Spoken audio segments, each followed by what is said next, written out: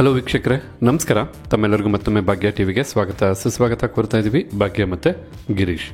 ಸ್ನೇಹಿತರೆ, ಇವತ್ತಿನ ವಿಡಿಯೋದಲ್ಲಿ ದೇವರಿಗೆ ನೈವೇದ್ಯ ಮಾಡೋದಕ್ಕೆ ಬಹಳ ಮುಖ್ಯವಾದಂಥ ಪಂಚಕಜ್ಜಾಯನ ಯಾವ ರೀತಿ ಮಾಡೋದು ಅಂತ ತಿಳಿಸ್ಕೊಡ್ತಾ ಇದ್ದೀವಿ. ಕೆಲವು ಬೆರಳೆಣಿಕೆಯ ಪದಾರ್ಥಗಳನ್ನ ಉಪಯೋಗಿಸಿ ಬಹಳ ರುಚಿಕರವಾಗಿ ತಯಾರು ಮಾಡಬಹುದಾದಂಥ ಪ್ರಸಾದನೂ ಹೌದು, ನೈವೇದ್ಯನೂ ಹೌದು. ಹಾಗೆ ಬನ್ನಿ, ಈ ರೀತಿಯಾದಂಥ ಪಂಚಕಜ್ಜಾಯ ಮಾಡೋದಕ್ಕೆ ಏನೆಲ್ಲ ಪದಾರ್ಥಗಳು ಬೇಕು, ಹಾಗೆ ತಯಾರು ಮಾಡ್ತಕ್ಕಂಥ ವಿಧಾನ ಹೇಗೆ ಅಂತ ಈಗ ನೋಡ್ಕೊಳ್ಳೋರಂತೆ. ಪಂಚಕಜ್ಜಾಯ ಮಾಡೋದಕ್ಕೋಸ್ಕರ ಮೊದಲಿಗೆ ಕಡಲೆಬೇಳೆ ಅರ್ಧ ಕಪ್ ಅಳತೆ, ಬೆಲ್ಲ ಅರ್ಧ ಕಪ್ ಅಳತೆ, ಒಣಕೊಬ್ಬರಿ ತುರಿ ಅರ್ಧ ಕಪ್ಪಷ್ಟು, ತುಪ್ಪ 2 ಟೇಬಲ್ ಸ್ಪೂನಷ್ಟು, ಕಪ್ಪು ಎಳ್ಳು 2 ಟೇಬಲ್ ಸ್ಪೂನಷ್ಟು. ಇದಿಷ್ಟು ಪಂಚಕಜ್ಜಾಯ ಮಾಡೋದಕ್ಕೆ ಬೇಕಾದಂಥ ಪದಾರ್ಥಗಳು.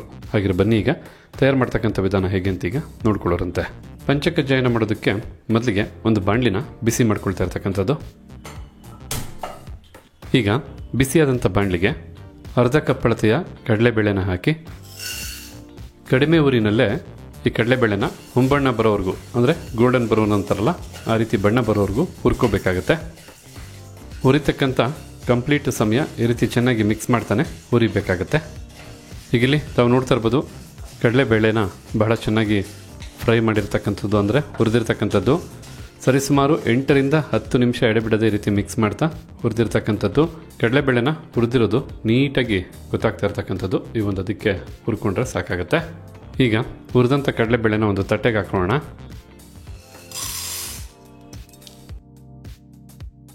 ಅದೇ ಬಿಸಿಯಾದಂಥ ಬಾಣಲಿಗೆನೆ 2 ಟೇಬಲ್ ಸ್ಪೂನಷ್ಟು ಕರಿ ಎಳ್ಳನ್ನು ಹಾಕಿ ಮೀಡಿಯಂ ಫ್ಲೇಮ್ನಲ್ಲೇ ಎಳ್ಳನ್ನು ಸ್ವಲ್ಪ ಹೊತ್ತು ಹುರ್ಕೋಬೇಕು.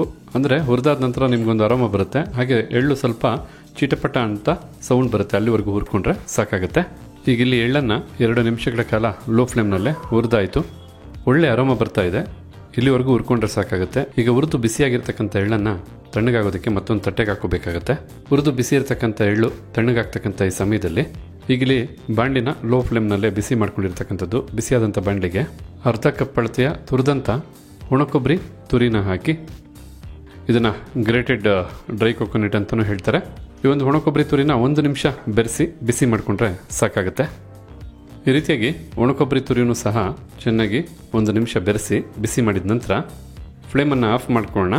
ಹಾಗೆ ಬಾಣಲಿ ಹೆಂಗಿರು ಬಿಸಿ ಇರುತ್ತಲ್ವ, ಆ ಬಿಸಿನಲ್ಲೇ ಒಣಕೊಬ್ಬರಿ ತುರಿನ ಹಾಗೆ ಬಿಡೋಣ. ಮತ್ತಷ್ಟು ಬಿಸಿ ಆಗುತ್ತಾಗ ಆಗಲೇ 8 ರಿಂದ 10 ನಿಮಿಷಗಳ ಕಾಲ ಚೆನ್ನಾಗಿ ಹುರಿದಂಥ ಕಡಲೆಬೇಳೆ ಈಗ ತಣ್ಣಗಾಗಿರ್ತಕ್ಕಂಥದ್ದು. ಈಗ ಇದನ್ನು ಮಿಕ್ಸಿ ಜಾರ್ಗೆ ಹಾಕ್ಕೊಂಡು ಎಷ್ಟು ಸಾಧ್ಯವಾಗುತ್ತೋ ಅಷ್ಟು ನುಣ್ಣಿಗೆ ಪುಡಿ ಮಾಡ್ಕೋಬೇಕಾಗತ್ತೆ. ಚೆನ್ನಾಗಿ ಕಡಲೆಬೇಳೆನ ಹುರಿದಿದ್ರಿಂದ ಪುಡಿ ಮಾಡ್ಕೊಳ್ಳೋದಕ್ಕೆ ಬಹಳ ಹೆಲ್ಪ್ ಆಯಿತು. ನೋಡ್ತಾ ಇದ್ರಲ್ಲ ಎಷ್ಟು ನುಣ್ಣಿಗೆ ಪುಡಿಯಾಗಿರ್ತಕ್ಕಂಥದ್ದು. ಬರೀ ನುಣ್ಣಿಗೆ ಪುಡಿಯಾಗಿರೋದಷ್ಟೇ ಅಲ್ಲ, ಬಹಳ ಒಳ್ಳೆ ಅರೋಮನೂ ಸಹ ಬರ್ತಾ ಇರ್ತಕ್ಕಂಥದ್ದು. ಈಗ ಮತ್ತೆ ಬಾಣಲಿನ ಬಿಸಿ ಮಾಡ್ಕೊಳ್ತಾ ಇರ್ತಕ್ಕಂಥದ್ದು. ಈಗ ಬಿಸಿಯಾದಂಥ ಬಾಣಲಿಗೆ 2 ಟೇಬಲ್ ಸ್ಪೂನಷ್ಟು ತುಪ್ಪನ ಹಾಕಿ ಈ ರೀತಿ ತುಪ್ಪನ ಬಿಸಿ ಮಾಡಿ ಕರಗಿಸ್ಕೋಬೇಕಾಗತ್ತೆ. ಈ ರೀತಿ ತುಪ್ಪನೂ ಕರಗಾದ ನಂತರ ಅರ್ಧ ಕಪ್ ಅಳತೆಯ ಬೆಲ್ಲನ ಪುಡಿ ಮಾಡಿ ಬಳಸ್ತಾ ಇರ್ತಕ್ಕಂಥದ್ದು. ಈಗ ಈ ಒಂದು ಬೆಲ್ಲನ ತುಪ್ಪದ ಜೊತೆ ಬೆರೆಸ್ತಾ ಮಿಕ್ಸ್ ಮಾಡ್ತಾ ಕಂಪ್ಲೀಟಾಗಿ ಬೆಲ್ಲನ ಕರಗಿಸ್ಕೋಬೇಕಾಗತ್ತೆ. ನಾವು ಬೆಲ್ಲನ ನೀರಾಗಿ ಕರಗಿಸಿದ್ರೇ ಒಂದು ಒಳ್ಳೆ ಅರೋಮ ಬರುತ್ತೆ. ಅಂಥದ್ರಲ್ಲಿ ತುಪ್ಪದಲ್ಲಿ ಬಿಸಿ ಮಾಡಿ ಕರಗಿಸ್ತಾ ಇದ್ದರೆ ಅರೋಮ ಯಾವ ಮಟ್ಟಕ್ಕಿರುತ್ತೆ ಜಸ್ಟ್ ಥಿಂಕ್ ಮಾಡಿ ನೋಡಿ. ಸೂಪರ್ ಆದಂಥ ಅರೋಮ. ಈಗ ಇಲ್ಲಿ ನೋಡ್ತಾ ಇರ್ಬೋದು, ತುಪ್ಪದ ಜೊತೆ ಬೆಲ್ಲನೂ ಸಹ ಚೆನ್ನಾಗಿ ಬೆರೆತು ಕರಗಿರ್ತಕ್ಕಂಥದ್ದು. ಒಂದು ರೀತಿ ಬೆಲ್ಲದ ಪೇಸ್ಟು ಸಿದ್ಧವಾಯಿತು ಅಂತಲೇ ಹೇಳ್ಬೋದು. ಈ ಒಂದು ಅದಕ್ಕೆ ಬೆಲ್ಲನ ಕರಗಿಸಾದ ನಂತರ ಮೊದಲೇ ಚೆನ್ನಾಗಿ ಹುರಿದು ಪುಡಿ ಮಾಡಿದಂಥ ಕಡಲೆಬೇಳೆ ಹಿಟ್ಟನ್ನು ಹಾಕಿ ಚೆನ್ನಾಗಿ ಬೆಲ್ಲದ ಪಾಕದ ಜೊತೆ ಬೆರೆಯೋ ಹಾಗೆ ಮಿಕ್ಸ್ ಮಾಡ್ಕೋಬೇಕಾಗತ್ತೆ. ಈಗ ಬೆಲ್ಲದ ಅರೋಮದ ಜೊತೆಗೆ ಈ ಒಂದು ಕಡಲೆಬೇಳೆ ಹಿಟ್ಟಿನ ಒಂದು ಅರೋಮನೂ ಸೇರಿಸಿ ಸೂಪರಾಗಿ ಮತ್ತಷ್ಟು ಅರೋಮ ಸಿದ್ಧವಾಯ್ತಿಲ್ಲಿ. ನೋಡಿ ಎಷ್ಟು ಬೇಗ ಎಷ್ಟು ನೀಟಾಗಿ ಹಿಟ್ಟನ್ನು ಸಹ ಬೆಲ್ಲದ ಪಾಕದ ಜೊತೆ ಬೆರೆಸಾಯಿತು ಅಂತ. ಈ ಸಮಯದಲ್ಲಿ ಚೆನ್ನಾಗಿ ಬಿಸಿ ಮಾಡಿದಂಥ ಒಣಕೊಬ್ಬರಿ ತುರಿನೂ ಹಾಕಿ ಜೊತೆಗೆ ಹುರಿದು ತಣ್ಣಗಾಗಿರ್ತಕ್ಕಂಥ ಕರಿ ಎಳ್ಳನ್ನು ಸಹ ಹಾಕಿ ಬಿಳಿಯಾದಂಥ ಒಣಕೊಬ್ಬರಿ ತುರಿ, ಕರಿಯಾದಂಥ ಎಳ್ಳು ಎರಡೂ ಸಹ ಬೆರೆಯೋ ಹಾಗೆ ಮಿಕ್ಸ್ ಮಾಡ್ಕೋಬೇಕಾಗತ್ತೆ. ಈ ರೀತಿ ಎಲ್ಲ ಪದಾರ್ಥನೂ ಮಿಕ್ಸ್ ಮಾಡಬೇಕಾದ್ರೇ ಫ್ಲೇಮನ್ನು, ಅಂದರೆ ಸ್ಟವನ್ನು ಆಫ್ ಮಾಡ್ಕೊಳ್ಳಿ. ಹಾಗೆ ಚೆನ್ನಾಗಿ ಮಿಕ್ಸ್ ಮಾಡ್ಕೊಳ್ಳಿ. ಸ್ವಲ್ಪ ಗಂಟು ಥರ ಕಟ್ಟುತ್ತೆ, ಎಲ್ಲನೂ ಸಹ ಪುಡಿ ಮಾಡ್ಕೋಬೇಕಾಗತ್ತೆ. ಪಂಚಕಜ್ಜಾಯ ರೆಸಿಪಿ ಅಂದರೆ ಈ 5 ಪದಾರ್ಥಗಳು ಸೇರಿಸಿ ತಯಾರು ಮಾಡ್ತಕ್ಕಂಥ ಒಂದು ಪ್ರಸಾದ ರೆಸಿಪಿ. ಅಂದರೆ ತುಪ್ಪ, ಬೆಲ್ಲ, ಕಡಲೆಬೇಳೆ ಹಿಟ್ಟು ಜೊತೆಗೆ ಒಣಕೊಬ್ಬರಿ ತುರಿ ಹಾಗೆ ಕರಿ ಎಳ್ಳನ್ನು ಸೇರಿಸಿ ಮಾಡ್ತಕ್ಕಂಥ ಅಂದರೆ 5 ಪದಾರ್ಥಗಳನ್ನ ಉಪಯೋಗಿಸಿ ಮಾಡ್ತಕ್ಕಂಥ ಪಂಚಕಜ್ಜಾಯ ಇದು. ಈಗಿಲ್ಲಿ ಚೆನ್ನಾಗಿ ಬಿಸಿಯಾದಂಥ ಬಾಣಲಿನಲ್ಲೇ ಎಲ್ಲನೂ ಸಹ ಬೆರೆಸಾಯಿತು. ನೋಡ್ತಾ ಇದ್ರಲ್ಲ, ಪುಡಿ ಪುಡಿಯಾಗಿ ಹುಡಿ ಹುಡಿಯಾಗಿ ತುಂಬ ಚೆನ್ನಾಗಿ ಸಿದ್ಧವಾಗಿರ್ತಕ್ಕಂಥದ್ದು 5 ಪದಾರ್ಥಗಳನ್ನ ಉಪಯೋಗಿಸಿ ಮಾಡಿದಂಥ ಪಂಚಕಜ್ಜಾಯ ನೈವೇದ್ಯ ರೆಸಿಪಿ ಸಿದ್ಧವಾಗಿದೆ. ದೇವರಿಗೆ ನೈವೇದ್ಯ ಮಾಡಾದ ನಂತರ ಇದು ಪ್ರಸಾದವಾಗುತ್ತೆ. ಹೀಗೆ ಪೂಜೆ ಪುನಸ್ಕಾರದಲ್ಲಿ ಆ ಒಂದು ಧೂಪ ದೀಪಗಳು ಭಕ್ತಿಭಾವ ಮೂಡಿಸುತ್ತೋ, ಹೂವನ್ನು ನೋಡ್ತಾ ಇದ್ದರೆ ಯಾವ ರೀತಿ ನಮಗೆ ಭಕ್ತಿ ಮೂಡುತ್ತೋ ಅದೇ ರೀತಿ ಈ ಪ್ರಸಾದದ ಅರೋಮನೂ ಸಹ ಮನಸ್ಸಲ್ಲಿ ಒಂದು ಒಳ್ಳೆ ಭಕ್ತಿನ ಮೂಡಿಸೋದ್ರಲ್ಲಿ ಎರಡು ಮಾತಿಲ್ವೇ ಇಲ್ಲ. ಹಾಗೆ ನೋಡ್ಕೊಂಡ್ರಲ್ಲ ಯಾವ ರೀತಿಯಾಗಿ ಪಂಚಕಜ್ಜಾಯ ರೆಸಿಪಿನ ತಯಾರು ಮಾಡೋದು ಅಂತ. ಖಂಡಿತ ನೀವು ಸಹ ಹಬ್ಬ ಹರಿದಿನಗಳಲ್ಲಿ ಈ ರೀತಿಯಾದಂಥ ಪಂಚಕಜ್ಜಾಯ ರೆಸಿಪಿ ಮಾಡಿ ದೇವರಿಗೆ ನೈವೇದ್ಯ ಮಾಡಿ ಅಂತ ಹೇಳ್ತಾ, ಹಾಗೆ ಇವತ್ತು ವಿಡಿಯೋ ಮೂಲಕ ನಾವು ಮಾಡಿ ತಿಳಿಸಿದಂಥ ಪಂಚಕಜ್ಜಾಯ ರೆಸಿಪಿ ತಮಗೆಲ್ಲರಿಗೂ ಇಷ್ಟ ಆಗಿದೆ ಅಂತ ತಿಳ್ಕೊಂಡಿದ್ದೀನಿ. ಗಣೇಶನಿಗೆ ನೈವೇದ್ಯಕ್ಕೆ ಬೇಕಾದಂಥ ಹಾಗೆ ಪ್ರಸಾದಕ್ಕೆ ಬೇಕಾದಂಥ ರೆಸಿಪಿಗಳನ್ನ ತಯಾರು ಮಾಡ್ತಾ ಇದ್ದೀವಿ. ಇವತ್ತಿನ ಈ ವಿಡಿಯೋದಲ್ಲಿ ಕಾಬೂಲ್ ಚೆನ್ನನ್ನು ಉಪಯೋಗಿಸಿ ಯಾವ ರೀತಿಯಾಗಿ ಉಸ್ಲಿ ಮಾಡೋದು ಅಂತ ತಿಳಿಸ್ಕೊಡ್ತಾ ಇದ್ದೀವಿ. ಹೆಸರೇ ಹೇಳೋ ಹಾಗೆ ಕಾಬೂಲ್ ಚೆನ್ನ ಉಸ್ಲಿ ಆಗಿರೋದ್ರಿಂದ ತಾವಿಲ್ಲಿ ನೋಡ್ತಾ ಇರ್ಬೋದು. ನಾವು 1 ಕಪ್ ಅಳತೆಯ ಕಾಬೂಲ್ ಚೆನ್ನನ್ನು ತಗೊಂಡಿರ್ತಕ್ಕಂಥದ್ದು. ಈಗ ಈ ಕಾಬೂಲ್ ಚೆನ್ನನ್ನು ಸರಿಸುಮಾರು 8 ರಿಂದ 10 ಗಂಟೆಗಳ ಕಾಲ ನೆನೆಸ್ಕೋಬೇಕಾಗತ್ತೆ. ಕಾಬೂಲ್ ಚೆನ್ನ ನೆಂದಾದ್ಮೇಲೆ ಖಂಡಿತ ಸೈಜು ಡಬಲ್ ಆಗುತ್ತೆ. ತಾವಿಲ್ಲಿ ನೋಡ್ತಾ ಇರ್ಬೋದು, ಸರಿಸುಮಾರು 8 ರಿಂದ 10 ಗಂಟೆಗಳ ಕಾಲ ನೀರಲ್ಲಿ ಚೆನ್ನಾಗಿ ಕಾಬೂಲ್ ಚೆನ್ನನ್ನು ನೆನೆಸಿರ್ತಕ್ಕಂಥದ್ದು. ಮೊದಲೇ ಹೇಳಿದಾಗೆ ನೆಂದಂಥ ಕಾಬೂಲ್ ಚೆನ್ನ ಕಂಪ್ಲೀಟಾಗಿ ಉಬ್ಬಿ ಡಬಲ್ ಸೈಜ್ ಆಗಿರ್ತಕ್ಕಂಥದ್ದು. ಈ ರೀತಿ ಚೆನ್ನಾಗಿ ನೆನೆಸಾದ ನಂತರ ಈಗ ಕಾಬೂಲ್ ಚೆನ್ನನ್ನು 1 ರಿಂದ 2 ಬಾರಿ ತೊಳಿಬೇಕಾಗತ್ತೆ. ಈಗ ಇಲ್ಲಿ ನೋಡ್ತಾ ಇರ್ಬೋದು, ಕಾಬೂಲ್ ಚೆನ್ನನ್ನು 2 ಬಾರಿ ನೀಟಾಗಿ ತೊಳೆದಾಯಿತು. ಹಾಗೆ ಹೆಚ್ಚುವರಿ ಇದ್ದಂಥ ನೀರನ್ನೆಲ್ಲ ಚೆಲ್ಲಾಯಿತು. ಈಗ ಈ ಕಾಬೂಲ್ ಚೆನ್ನನ್ನು ಒಂದು ಕುಕ್ಕರ್ಗೆ ಹಾಕ್ಕೊಳ್ಳೋಣ. ನಾವು 1 ಕಪ್ ಅಳತೆಯ ಕಾಬೂಲ್ ಚೆನ್ನನ್ನು ತಗೊಂಡು ಏನು ನೆನೆಸಿದ್ವಲ್ಲ, ಉಬ್ಬಾದ ನಂತರ 2 ಕಪ್ ಅಳತೆಯ ಕಾಬೂಲ್ ಚೆನ್ನ ಆಗಿರ್ತಕ್ಕಂಥದ್ದು. ಈ ಸಮಯದಲ್ಲಿ 1 ಕಪ್ ಅಳತೆಯ ನೀರನ್ನು ಹಾಕಿ, ಅಂದರೆ 250 ml ನಷ್ಟು ನೀರನ್ನು ಹಾಕಿ, ಜೊತೆಗೆ ರುಚಿಗೆ ತಕ್ಕಷ್ಟು ಉಪ್ಪನ್ನು ಸಹ ಹಾಕಿ, ಉಪ್ಪು ನೀರು ಕಾಬೂಲ್ ಚೆನ್ನ ಎಲ್ಲ ಬೆರೆಯೋ ಹಾಗೆ ಮಿಕ್ಸ್ ಮಾಡ್ಕೋಬೇಕಾಗತ್ತೆ. ಹಾಗೆ ಕುಕ್ಕರ್ ಲಿಡ್ಡನ್ನು ಕ್ಲೋಸ್ ಮಾಡಿ 2 ವಿಸಲ್ಲು ಕೂಗಿಸ್ಕೋಬೇಕಾಗತ್ತೆ.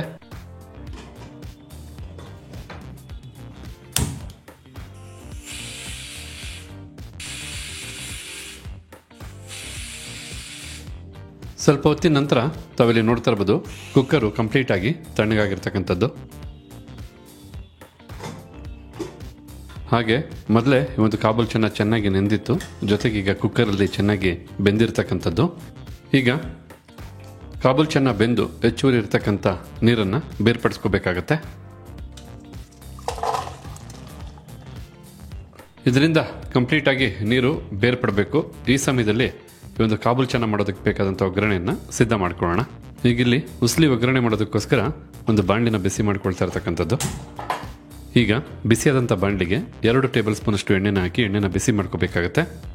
ಈಗಿಲ್ಲಿ ಎಣ್ಣೆ ಬಿಸಿಯಾಗಿದೆ. ಬಿಸಿಯಾದಂಥ ಎಣ್ಣೆಗೆ ಸ್ವಲ್ಪನೇ ಸ್ವಲ್ಪ ಸಾಸಿವೆನ ಹಾಕೋಣ. ಈಗ ಈ ಎಲ್ಲ ಪದಾರ್ಥನೂ ಲೋ ಫ್ಲೇಮ್ನಲ್ಲೇ, ಅಂದರೆ ಕಡಿಮೆ ಊರಿನಲ್ಲಿ 1 ನಿಮಿಷಗಳ ಕಾಲ ಚೆನ್ನಾಗಿ ಬಿಸಿ ಮಾಡ್ಕೋಬೇಕಾಗತ್ತೆ.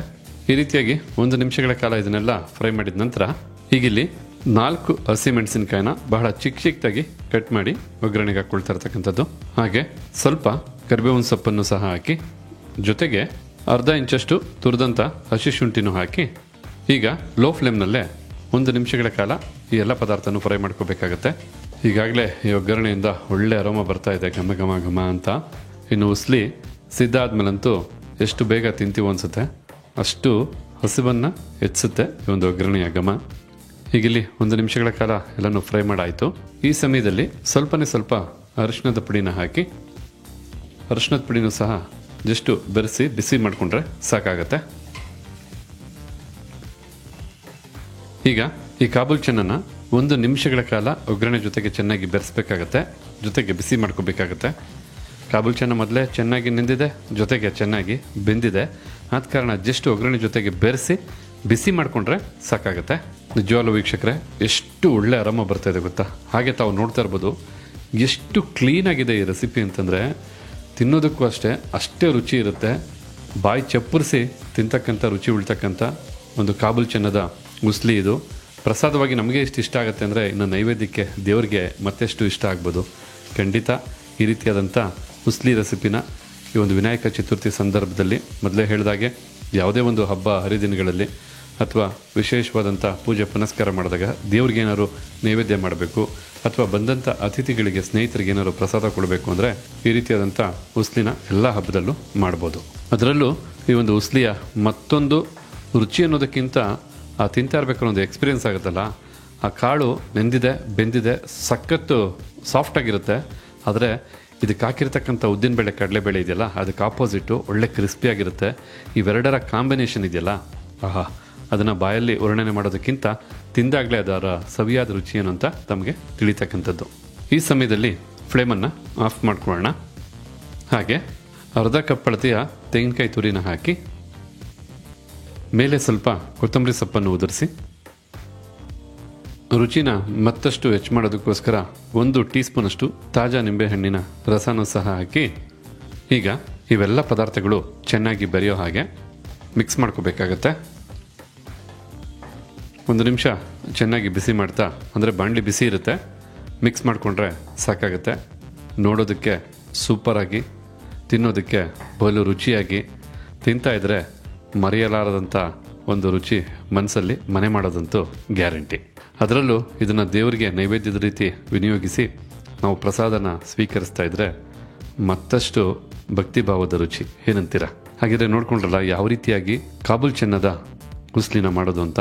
ಖಂಡಿತ ಬಾರಿಯ ಹಬ್ಬಕ್ಕೆ ನೀವು ನಿಮ್ಮ ಮನೆಗಳಲ್ಲಿ ಮಾಡಿ ದೇವರಿಗೆ ನೈವೇದ್ಯ ಮಾಡಿ ನೀವು ಪ್ರಸಾದವಾಗಿ ಸ್ವೀಕರಿಸಿ ಬಂದವ್ರಿಗೂ ಪ್ರಸಾದವಾಗಿ ಕೊಡಿ ಅಂತ ಹೇಳ್ತಾ, ಈ ಒಂದು ಹಬ್ಬದ ವಾತಾವರಣದಲ್ಲಿ ಅನೇಕ ರೀತಿಯಾದಂಥ ಭಕ್ಷ್ಯ ಭೋಜನನ ಮಾಡಿ ಪ್ರಸಾದನ ಮಾಡಿ ದೇವರಿಗೆ ನೈವೇದ್ಯ ಮಾಡ್ತಕ್ಕಂಥದ್ದು, ಹಾಗೆ ಪ್ರಸಾದವಾಗಿ ನಾವು ಸ್ವೀಕರಿಸ್ತಕ್ಕಂಥದ್ದು ವಾಡಿಕೆ ಅಲ್ವಾ. ಇವತ್ತಿನ ಈ ವಿಡಿಯೋದಲ್ಲಿ ಗಣೇಶನಿಗೆ ಬಹಳ ಇಷ್ಟವಾದಂಥ ಕಡಲೆಕಾಳಿನ ಉಸ್ಲಿನ ಯಾವ ರೀತಿ ಮಾಡೋದು ಅಂತ ತಿಳಿಸ್ಕೊಡ್ತಾ ಇದ್ದೀವಿ. ಬನ್ನಿ, ಸೊಗಸಾಗಿ ಸರಳವಾಗಿ ರುಚಿಕರವಾಗಿ ಏನೆಲ್ಲ ಪದಾರ್ಥಗಳನ್ನ ಉಪಯೋಗಿಸಿ ಉಸ್ಲಿನ ಮಾಡ್ಬೋದು ಅಂತೀಗ ನೋಡೋರಂತೆ.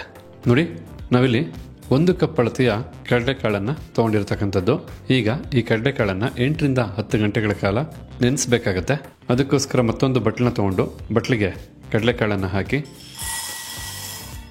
ಕಡಲೆಕಾಳು ಮುಳುಗುವಷ್ಟು ನೀರನ್ನು ಹಾಕಿ ಸರಿಸುಮಾರು 8 ರಿಂದ 10 ಗಂಟೆಗಳ ಕಾಲ ಇದನ್ನು ನೆನೆಸಬೇಕಾಗತ್ತೆ. ಚೆನ್ನಾಗಿ ನೆನೆಯಲಿ. ನೆಂದಾದ ನಂತರ ಯಾವ ರೀತಿ ಉಬ್ಬಿರುತ್ತೆ ಅಂತ ನೋಡೋರಂತೆ. ಓವರ್ ನೈಟು ಅಂದರೆ ರಾತ್ರಿ ಇಡೀ ನೆಂದಿರ್ತಕ್ಕಂಥದ್ದು, ಸರಿಸುಮಾರು 8 ರಿಂದ 10 ಗಂಟೆಗಳ ಕಾಲ ಕಡಲೆಕಾಳನ್ನು ನೆನೆಸಿರ್ತಕ್ಕಂಥದ್ದು. ನೋಡಿ, ಕಡಲೆಕಾಳು ಬಹಳ ಚೆನ್ನಾಗಿ ನೆಂದು ಉಬ್ಬಿರ್ತಕ್ಕಂಥದ್ದು. ನೆನೆಯೋದಕ್ಕೆ ಮುಂಚೆ ಕಡಲೆಕಾಳು ಎಷ್ಟು ಗಟ್ಟಿಯಾಗಿರುತ್ತೋ ನೆಂದಾದ್ಮೇಲೆ ಅಷ್ಟೇ ಮೃದು ಆಗುತ್ತೆ. ಕಡಲೆಕಾಳು ಚೆನ್ನಾಗಿ ನೆಂದಿರೋದ್ರಿಂದ 1 ರಿಂದ 2 ಬಾರಿ ನೀಟಾಗಿ ವಾಶ್ ಮಾಡಿ, ಅಂದರೆ ತೊಳೆದು ತದನಂತರ ಕುಕ್ಕರ್ಗೆ ಹಾಕ್ಕೋಬೇಕಾಗತ್ತೆ. ನೋಡಿ, ನಾವು ನೆನೆಸಿದಂಥ 1 ಕಪ್ ಅಳತೆಯ ಕಡಲೆಕಾಳು ಚೆನ್ನಾಗಿ ನೆಂದು 2 ಕಪ್ ಅಳತೆಯಷ್ಟು ಉಬ್ಬಿರ್ತಕ್ಕಂಥದ್ದು. ಈಗ ಈ ಕಡಲೆಕಾಳನ್ನ ಕುಕ್ಕರ್ಗೆ ಹಾಕಿ ಈಗ ಕುಕ್ಕರ್ಗೆ 1 ಕಪ್ ಅಳತೆ ಅಂದರೆ 1/4 ಲೀಟ್ರಷ್ಟು ನೀರನ್ನು ಹಾಕಿ ಜೊತೆಗೆ ರುಚಿಗೆ ತಕ್ಕಷ್ಟು ಉಪ್ಪನ್ನು ಸಹ ಹಾಕಿ ಕುಕ್ಕರ್ ಲಿಡ್ಡನ್ನು ಮುಚ್ಚಿ 2 ವಿಸಲ್ಲು ಕೂಗಿಸ್ಕೊಂಡು ಒಂದು ಕಡಲೆಕಾಳನ್ನು ಬೇಯಿಸ್ಕೋಬೇಕಾಗತ್ತೆ.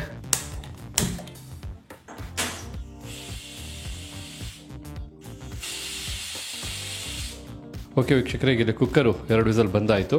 ತಾವು ಬೇಕಿದ್ರೆ 1 ವಿಸಲ್ಲು ಎಕ್ಸ್ಟ್ರಾ ಅಂದರೆ 3 ವಿಸಲ್ನ ಕೂಗಿಸ್ಕೋಬೋದು.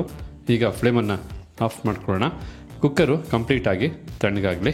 ಈಗಿಲ್ಲಿ ಕುಕ್ಕರು ಕಂಪ್ಲೀಟಾಗಿ ತಣ್ಣಗಾಗಿರ್ತಕ್ಕಂಥದ್ದು. ಹಾಗೆ ತಾವಿಲ್ಲಿ ನೋಡ್ತಾ ಇರ್ಬೋದು, ಕಡಲೆಕಾಳು ಸಹ ಬಹಳ ಚೆನ್ನಾಗಿ ಬೆಂದಿರ್ತಕ್ಕಂಥದ್ದು. ಈಗ ಈ ಕಡಲೆಕಾಳು ಬೆಂದು ಹೆಚ್ಚುವರಿ ಇರ್ತಕ್ಕಂಥ ನೀರನ್ನು ಬೇರ್ಪಡಿಸ್ಕೋಬೇಕಾಗತ್ತೆ. ಹಾಗೆ ಒಗ್ಗರಣೆಯನ್ನು ಸಿದ್ಧ ಮಾಡ್ಕೋಬೇಕಾಗತ್ತೆ.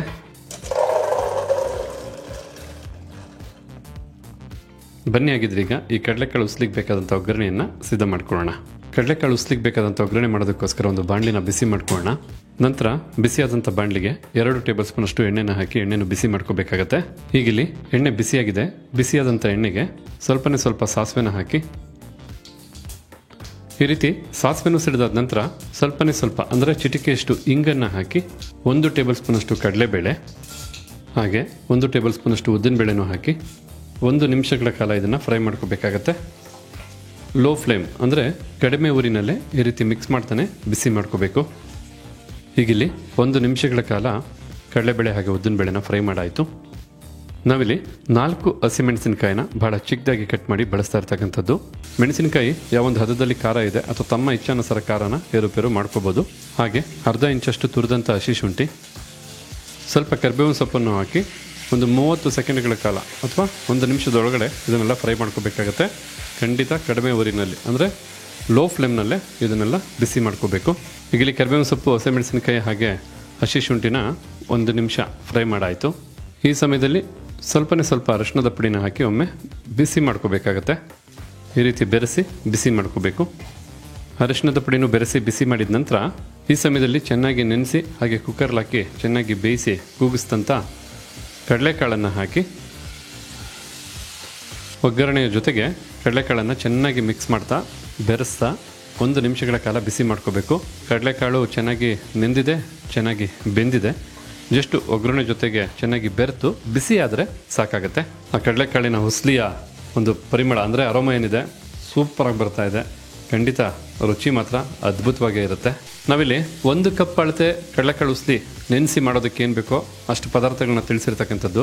ಅಂದರೆ 1/4 kg ಕಡಲೆಕಾಳನ್ನು ನೆನೆಸಿ ಉಸ್ಲಿ ಮಾಡ್ಕೊಳ್ಳೋದಕ್ಕೆ. ತಮ್ಮ ಇಚ್ಛಾನುಸಾರ 1 kg ಬೇಕಾದ್ರೂ ಮಾಡ್ಕೊಳ್ಳಿ, ಅರ್ಧ kg ಬೇಕಾದ್ರೂ ಮಾಡ್ಕೊಳ್ಳಿ. ಆದರೆ ಮಿಕ್ಕೆಲ್ಲ ಪದಾರ್ಥಗಳನ್ನು ನೀವು ಡಬಲ್ ಅಥವಾ ತ್ರಿಬಲ್ ಮಾಡ್ತಾ ಹೋದರೆ ನಿಮ್ಗೆ ಅದೇ ಅಳತೆ ಸಿಕ್ಬಿಡುತ್ತೆ. ಖಂಡಿತ ಯಾರಿಗೇ ಆಗಲಿ ಇದನ್ನು ನೋಡ್ತಾ ಇದ್ರೇ ತಿನ್ನಬೇಕು ಅಂತ ಆಸೆ ಆಗುತ್ತೆ, ಅಷ್ಟು ಸೊಗಸಾಗಿದೆ. 1 ನಿಮಿಷ ಚೆನ್ನಾಗಿ ಬೆರೆಸಿ ಬಿಸಿ ಮಾಡಾಯಿತು. ಈ ಸಮಯದಲ್ಲಿ ಫ್ಲೇಮನ್ನು ಆಫ್ ಮಾಡೋಣ. ಹಾಗೆ ಅರ್ಧ ಕಪ್ ಅಳತೆಯ ತೆಂಗಿನಕಾಯಿ ತುರಿನ ನಾವಿಲ್ಲಿ ಬಳಸ್ತಾ ಇರ್ತಕ್ಕಂಥದ್ದು. ತಮ್ಮ ಇಚ್ಛಾನುಸಾರ ತೆಂಗಿನಕಾಯಿ ತುರಿನೂ ಸಹ ಏರುಪೇರು ಮಾಡ್ಕೋಬೋದು. ಈಗ ತೆಂಗಿನಕಾಯಿ ತುರಿನೂ ಹಾಕಾದ್ಮೇಲೆ ಜೊತೆಗೆ ಮೇಲೆ ಸ್ವಲ್ಪ ಕೊತ್ತಂಬರಿ ಸೊಪ್ಪನ್ನು ಸಹ ಹಾಕಿ ಜೊತೆಗೆ 1 ಟೀ ಸ್ಪೂನಷ್ಟು ತಾಜಾ ನಿಂಬೆಹಣ್ಣಿನ ರಸನ ಹಾಕಿ ಮಿಕ್ಸ್ ಮಾಡ್ಕೊಂಡ್ರಾಯ್ತು.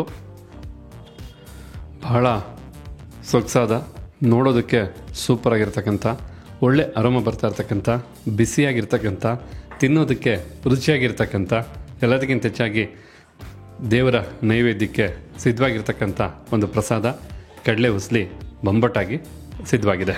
ನೋಡಿದ್ರಲ್ಲ, ಬಹಳ ಈಸಿಯಾಗಿ ಬಹಳ ಸುಲಭವಾಗಿ ಒಂದು ಕಡಲೆ ಉಸ್ಲಿನ ತಯಾರು ಮಾಡ್ಕೋಬೋದು. ಏನಪ್ಪ ಅಂದರೆ ಕಡಲೆಕಾಳು ನೀವು ನೆನೆಸ್ಕೊಂಡ್ಬಿಟ್ರೆ ಸಾಕು, ತುಂಬ ಬೇಗ, ಅದು ಬೇಕಾದಾಗ, ಬರೀ ವಿನಾಯಕ ಚತುರ್ಥಿನೇ ಅಂತಲ್ಲ, ಮಿಕ್ಕಿದ ದಿನ ಯಾವುದೇ ಒಂದು ಹಬ್ಬ ಹರಿದಿನ ಹಾಗೆ ಪೂಜೆ ಪುನಸ್ಕಾರ ಮಾಡಬೇಕಾದ್ರೆ ಇದನ್ನು ಪ್ರಸಾದವಾಗಿ ನೀವು ಮನೆಯಲ್ಲೇ ಸುಲಭವಾಗಿ ಸಿದ್ಧ ಮಾಡ್ಕೋಬೋದು ಅಂತ ಹೇಳ್ತಾ, ಗಣೇಶ ಹಬ್ಬಕ್ಕೆ ಮಾಡಲೇಬೇಕಾದಂಥ, ಗಣೇಶನಿಗೆ ಬಹಳ ಇಷ್ಟ ಆದಂಥ ಕರ್ಜಿಕಾಯನ್ನು ಯಾವ ರೀತಿ ಮಾಡೋದು ಅಂತ ತಿಳಿಸ್ಕೊಡ್ತಾ ಇದ್ದೀವಿ. ಸಿಹಿಯಾದ ಪದಾರ್ಥ, ರುಚಿಯಾದ ಪದಾರ್ಥ, ಖಂಡಿತ ಹಲವಾರು ಉತ್ತಮವಾದಂಥ ಪದಾರ್ಥಗಳನ್ನ ಉಪಯೋಗಿಸಿ ಈ ಒಂದು ರೆಸಿಪಿನ ಮಾಡ್ತಾ ಇರೋದ್ರಿಂದ ಬಹಳ ಶ್ರೇಷ್ಠವಾದಂಥ ಒಂದು ನೈವೇದ್ಯ ಪದಾರ್ಥ ಅಂತಲೂ ಹೇಳ್ತೀನಿ. ಹಾಗೆ ಬನ್ನಿ, ಈ ರೀತಿಯಾದಂಥ ಕರ್ಜಿಕಾಯಿ ಮಾಡೋದಕ್ಕೆ ಏನೆಲ್ಲ ಪದಾರ್ಥಗಳು ಬೇಕು ಹಾಗೆ ತಯಾರು ಮಾಡ್ತಕ್ಕಂಥ ವಿಧಾನ ಹೇಗೆ ಅಂತೀಗ ನೋಡ್ಕೊಳ್ಳೋರಂತೆ. ಕರ್ಜಿಕಾಯಿ ಮಾಡೋದಕ್ಕೋಸ್ಕರ ಮೊದಲಿಗೆ ಇಲ್ಲಿ 1/4 ಕಪ್ ಅಳತೆಯ ಬೆಲ್ಲನ ತೊಗೊಂಡಿರ್ತಕ್ಕಂಥದ್ದು, ಅಂದರೆ 1.5 ಕಪ್ಗಿಂತ ಹೆಚ್ಚು. ಹಾಗೆ ನಾವು ತೊಗೊಂಡಿರ್ತಕ್ಕಂಥ 1/4 ಕಪ್ ಅಳತೆಯ ಬೆಲ್ಲನ ಪುಡಿ ಬೇಕಾದ್ರೂ ಮಾಡ್ಕೋಬೋದು ಅಥವಾ ಈ ರೀತಿ ತುರ್ಕೋಬೋದು.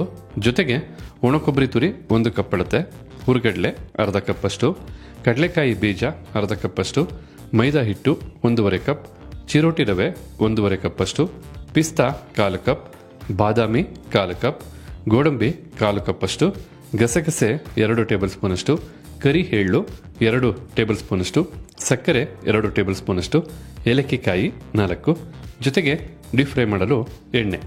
ಇದಿಷ್ಟು ಕರ್ಜಿಕಾಯಿ ಮಾಡೋದಕ್ಕೆ ಬೇಕಾದಂಥ ಪದಾರ್ಥಗಳು. ಹಾಗೆ ಬನ್ನಿ, ತಯಾರು ಮಾಡ್ತಕ್ಕಂಥ ವಿಧಾನ ಹೇಗೆ ಅಂತೀಗ ನೋಡ್ಕೊಳ್ಳೋರಂತೆ. ಈಗ ಮೊದಲಿಗೆ ಇಲ್ಲೊಂದು ಬಟ್ಲನ್ನ ತೊಗೊಂಡಿರ್ತಕ್ಕಂಥದ್ದು, ಬಟ್ಲಿಗೆ ನಾವು ತೊಗೊಂಡಿರ್ತಕ್ಕಂಥ ಚಿರೋಟಿ ರವೆನ ಹಾಕಿ, ರವೆ ಜೊತೆಗೇನೆ ಸಕ್ಕರೆನೂ ಸಹ ಹಾಕಿ 1/4 ಕಪ್ ಅಳತೆಯ ನೀರನ್ನು ಹಾಕಿ 10 ನಿಮಿಷಗಳ ಕಾಲ ನೆನೆಸಬೇಕಾಗತ್ತೆ. ಇದನ್ನು ನೀರು ಹಾಕಿರೋದ್ರಿಂದ ಒಮ್ಮೆ ಮಿಕ್ಸ್ ಮಾಡ್ಕೊಳ್ಳೋಣ.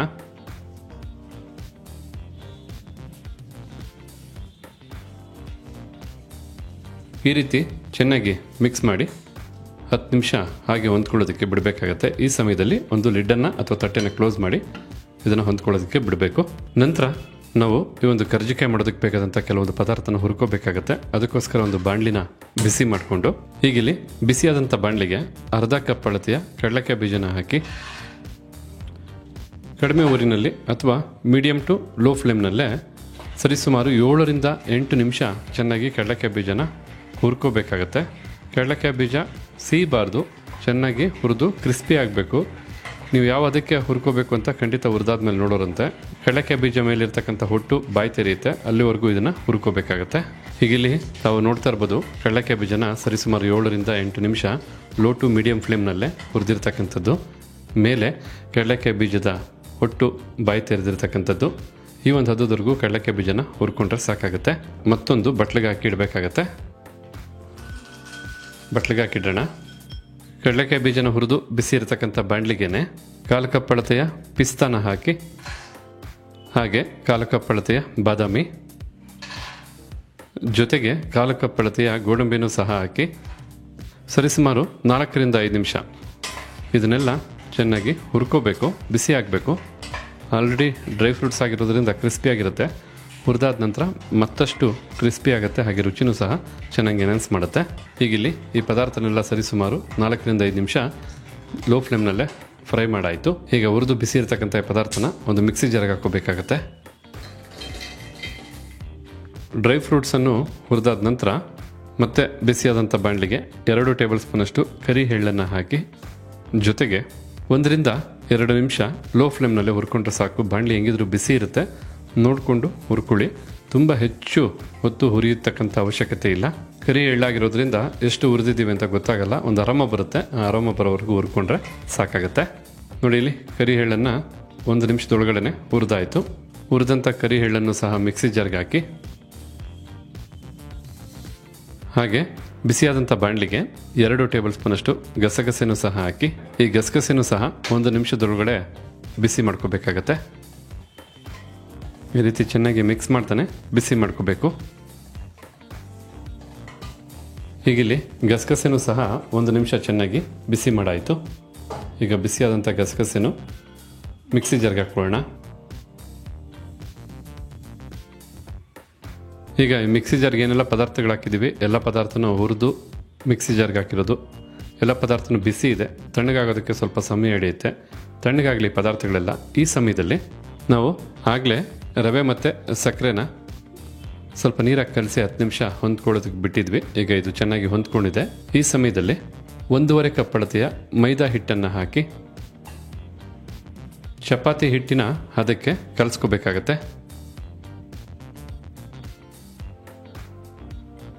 ನೋಡಿ, ಈ ರೀತಿ ಸ್ವಲ್ಪ ಮೊದಲಿಗೆ ಕಲಿಸ್ಕೋಬೇಕು. ತದನಂತರ ನೀರು ಹಾಕಿ ಕಲಿಸ್ಬೇಕಾಗತ್ತೆ. ಎಷ್ಟು ಬೇಕೋ ಅಷ್ಟು.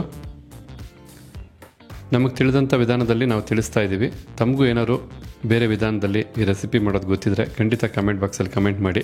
ಅಷ್ಟೇ ಅಲ್ಲ, ತಾವು ಬೇಕಿದ್ರೆ ಏನಾದ್ರು ಟಿಪ್ಸ್ ಇದ್ದರೆ ಖಂಡಿತ ಹೇಳ್ಬೋದು, ತಿಳಿಸ್ಬೋದು. ಅದು ಬೇರೆಯವ್ರಿಗೂ ಹೆಲ್ಪ್ ಆಗುತ್ತೆ ಅಂತ.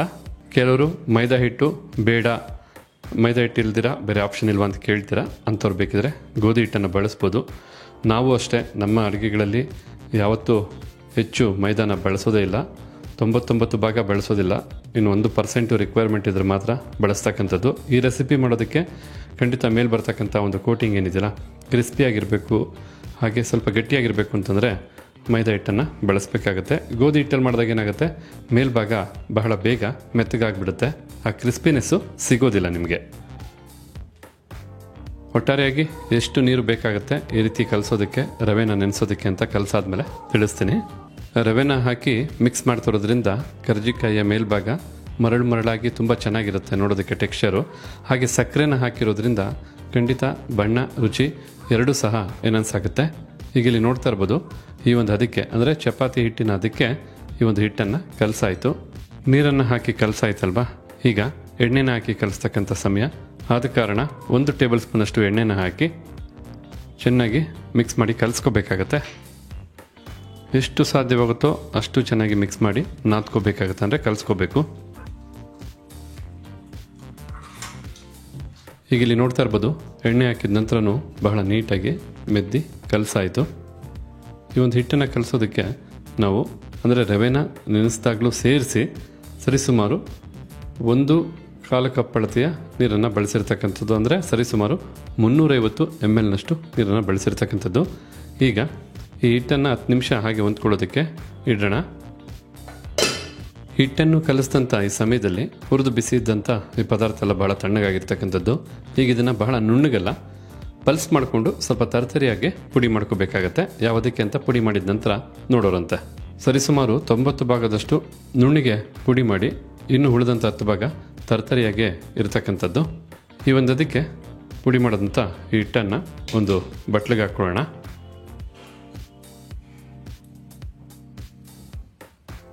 ಹಾಗೆ ಮತ್ತೆ ಮಿಕ್ಸಿ ಜಾರ್ಗೆ ಅರ್ಧ ಕಪ್ ಅಳತೆಯ ಹುರಿಗಡಲೆ ಹಾಕಿ, ಜೊತೆಗೆ ಆಗಲೇ ನೀಟಾಗಿ ಹುರಿದಂಥ ಅರ್ಧ ಕಪ್ ಅಳತೆಯ ಕಡಲೆಕಾಯಿ ಬೀಜನೂ ಹಾಕಿ, ನಾವಿಲ್ಲಿ ಹುರಿದಂಥ ಕಡಲೆಕಾಯಿ ಬೀಜನ ಹೊಟ್ಟಿನ ಜೊತೆಗೆ ಹಾಕಿ ಪುಡಿ ಮಾಡ್ಕೊಳ್ತಾ ಇರ್ತಕ್ಕಂಥದ್ದು. ತಾವು ಬೇಕಿದ್ರೆ ಮೇಲಿರ್ತಕ್ಕಂಥ ಒಟ್ಟನ್ನು ತೆಗೆದು ಹಾಕ್ಬೋದು.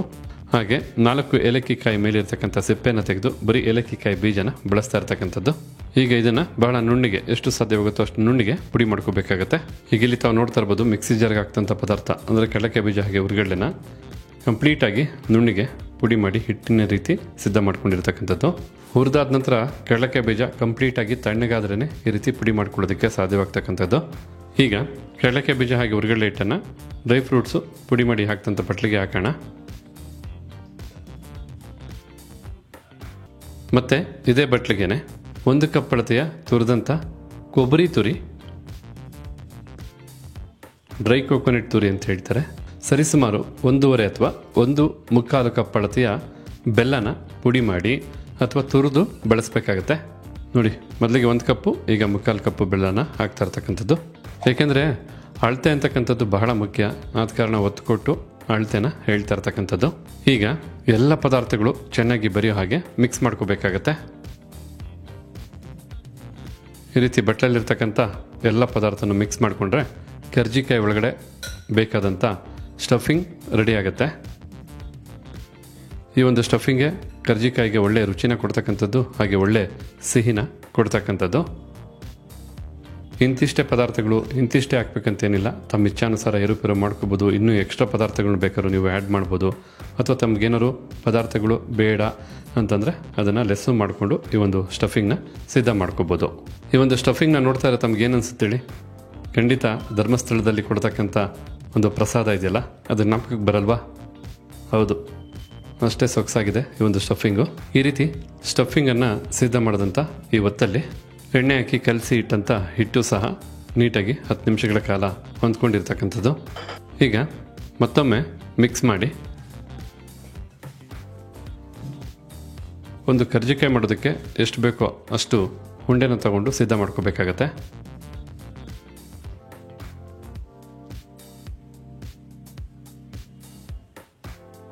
ನೋಡಿ, ಒಂದು ನಿಂಬೆ ಹಣ್ಣು ಗಾತ್ರದಷ್ಟು ಉಂಡೆನ ಸಿದ್ಧ ಮಾಡಿರ್ತಕ್ಕಂಥದ್ದು. ಈ ರೀತಿ ಉಂಡೆ ಮಾಡಿ ಮೊದಲೇ ಸಿದ್ಧ ಮಾಡಿ ಇಟ್ಕೋಬೋದು, ಅಥವಾ ಈ ರೀತಿ ಉಂಡೆ ಮಾಡಿ ತಕ್ಷಣಕ್ಕೇ ಹುರುಟಿ ಸ್ಟಫಿಂಗ್ನ ಒಳಗಡೆ ಹಾಕಿ ಕರ್ಜಿಕಾಯಿನ ಸಿದ್ಧ ಮಾಡ್ಕೋಬೇಕಾಗತ್ತೆ. ಈಗಿಲ್ಲಿ ಸಿದ್ಧ ಮಾಡಿದಂಥ ಉಂಡೆನ ಮೊದಲಿಗೆ ಮೈದಾ ಹಿಟ್ಟಲ್ಲಿ ಈ ರೀತಿ ಹದ್ದಿ ತದನಂತರ ಹುರುಟ್ಕೋಬೇಕಾಗತ್ತೆ.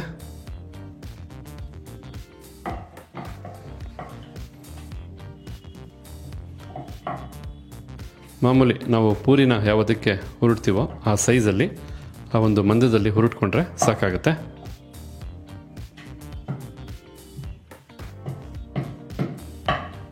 ಈ ರೀತಿ ಹುರುಟಾದ ನಂತರ ನೋಡಿ, ಕರ್ಜಿಕಾಯಿ ಮಾಡೋದಕ್ಕೆ ಇರ್ತಕ್ಕಂಥ ಮೋಲ್ಡ್ ಮೇಲೆ ಆ ಹಿಟ್ಟನ್ನು ಹಾಕಿ ಮಧ್ಯ ಸ್ಟಫಿಂಗನ್ನು ಫಿಲ್ ಮಾಡಬೇಕು. ತಮ್ಮ ಇಚ್ಛಾನುಸಾರ ಹಾಕ್ಬೋದು, ಬಟ್ 1 ಟೀ ಸ್ಪೂನ್ ತುಂಬ ಈ ರೀತಿ ಸ್ಟಫಿಂಗ್ ಹಾಕಿದ್ರೆ ಸಾಕು. ಈ ರೀತಿ ಚೆನ್ನಾಗಿ ಪ್ರೆಸ್ ಮಾಡಿ ಹೆಚ್ಚುವರಿ ಇರ್ತಕ್ಕಂಥ ಹಿಟ್ಟನ್ನು ತೆಗೆದ್ರೆ ಒಳ್ಳೆ ಶೇಪಲ್ಲಿ ಕರ್ಜಿಕಾಯಿ ಸಿದ್ಧವಾಗುತ್ತೆ.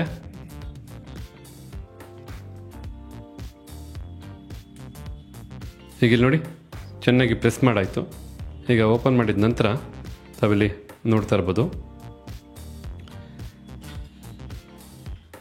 ಎಷ್ಟು ಚೆನ್ನಾಗಿ, ಎಷ್ಟು ಸೊಗಸಾಗಿ ಕರ್ಜಿಕಾಯಿಯ ಶೇಪು ಸಿದ್ಧವಾಗಿದೆ ಅಂತ.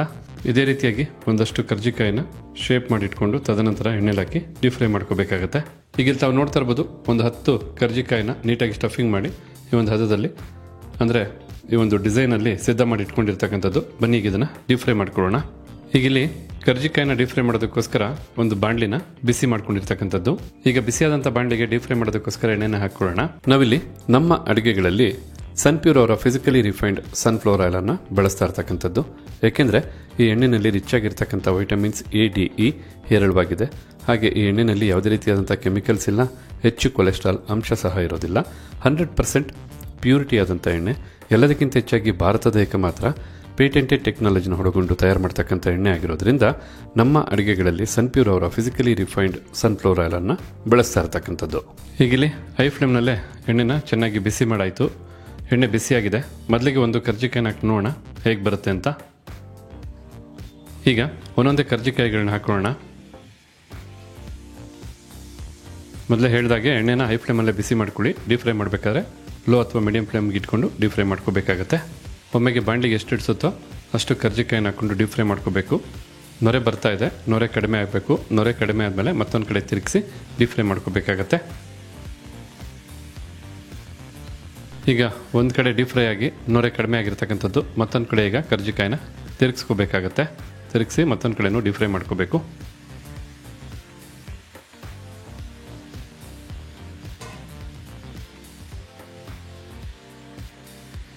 ನೋಡಿ, ಒಂದು ಕಡೆ ಮೇಲ್ಮೈ ಎಷ್ಟು ಚೆನ್ನಾಗಿ ಡೀಪ್ ಫ್ರೈ ಆಗಿದೆ ಅಂತ. ಮತ್ತೊಂದು ಕಡೆನೂ ನೀಟಾಗಿ ಡೀಪ್ ಫ್ರೈ ಆಗಿ ನೊರೆ ಕಡಿಮೆ ಆದರೆ ಎಣ್ಣೆಯಿಂದ ಹೊರ ತೆಗಿಬೇಕಾಗತ್ತೆ. ಈಗ ಮತ್ತೊಂದು ಕಡೆನೂ ತಿರುಗಿಸಿ ಸ್ವಲ್ಪ ಹೊತ್ತು ಡೀಪ್ ಫ್ರೈ ಮಾಡೋಣ. ಅಂದರೆ ಒಂದು ಬಾರಿ ತಿರ್ಸೋದನ್ನ 2 ಬಾರಿ ತಿರುಗಿಸ್ಕೋಬೇಕಾಗತ್ತೆ.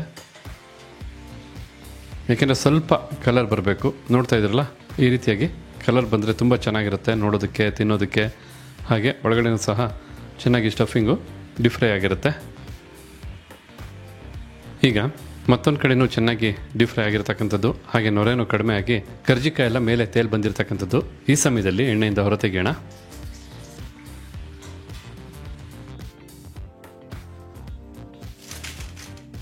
ಈಗ ಎಣ್ಣೆಯಿಂದ ಹೊರತೆಗೆದಂಥ ಕರ್ಜಿಕಾಯಿನೆಲ್ಲ ಒಂದು ಜಾಲರಿಗೆ ಹಾಕೊಳ್ಳೋಣ.